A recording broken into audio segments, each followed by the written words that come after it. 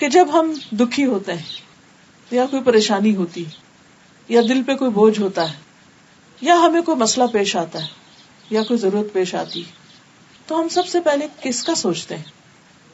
یہ ایک ٹیسٹ ہے ہمارے لیے. ہمیں سب سے پہلے اللہ سبحانہ وتعالیٰ کے بارے میں سوچنا چاہیے کہ وہ ہے نا. کیا مشکل ہے؟ کوئی مشکل نہیں، کیونکہ وہ ہے.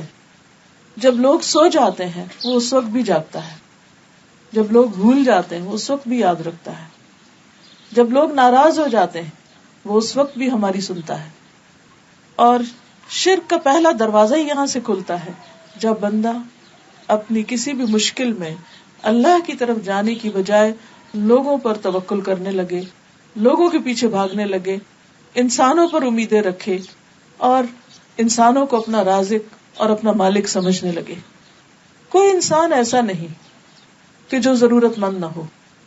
کسی بھی انسان سے جا کر مل کے دیکھیں، چاہے کوئی غریب ہو یا امیر، دنیا کے غریب ترین انسان کو بھی اور امیر ترین انسان کو بھی اور ان کے بیچ کے بھی لوگوں کو، سب کے سب محتاج، سب کے سب ضرورت مند ہیں. اور سب کی ضروریات صرف ایک رب ہی پوری کر سکتا ہے، کوئی بندہ نہیں کر سکتا. اس لیے لازم ہے کہ ہم اول و آخر اسی کو پکارے، اسی کی طرف رجوع کریں کہ اللہ تعالیٰ ہے اور وہ سنتا ہے اور وہ مشکل آسان کرے گا اور ضرور کرے گا، کیونکہ ان اللہ علی کل شیء قدیر، بے شک اللہ ہر چیز پر قادر ہے. اسے کسی سے مشورہ نہیں کرنا، اسے کسی سے مانگ کے نہیں دینا، کیونکہ سب چیز اس کے کنٹرول میں ہے، اس کے اختیار میں ہے.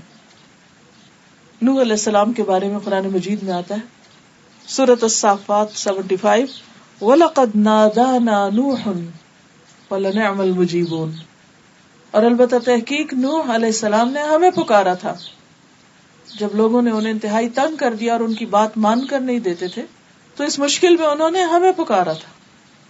وَلَنِعْمَ الْمُجِيبُونَ، ہم کتنا اچھا جواب دینے والے ہیں. اللہ نے ان کی دعا سنی، بہترین طریقے سے سنی، دعا قبول کی اور ان کی مشکل آسان کر دی.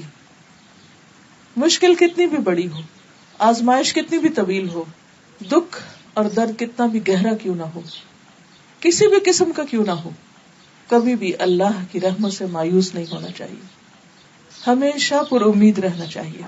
ہمارے لیے مشکل ہوتی ہے، اللہ کے لیے مشکل نہیں. انسانوں کے خزانے ختم ہو جاتے ہیں، اللہ کے ختم نہیں ہوتے. اور پھر ہماری عقل جواب دے جاتی کہ کسی مسئلے کا حل کیا کریں، کیسے کریں، لیکن اس کے علم کی کوئی انتہا نہیں. اس لیے ہمیشہ ہر حال میں، ہر موقع پر، چھوٹی ضرورت میں اور بڑی ضرورت میں اسی کو پکارتے رہنا چاہیے.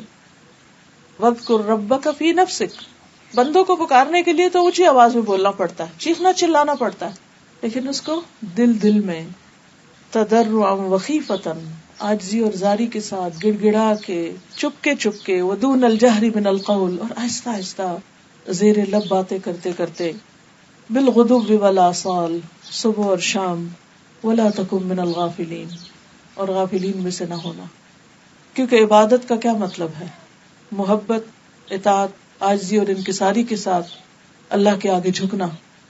اور اس جھکنے میں جو اہم ترین اور پسندیدہ ترین چیز ہے وہ ہے اپنی ہر ضرورت کے لیے اللہ کے آگے ہاتھ پھیلانا، اللہ سے مانگنا.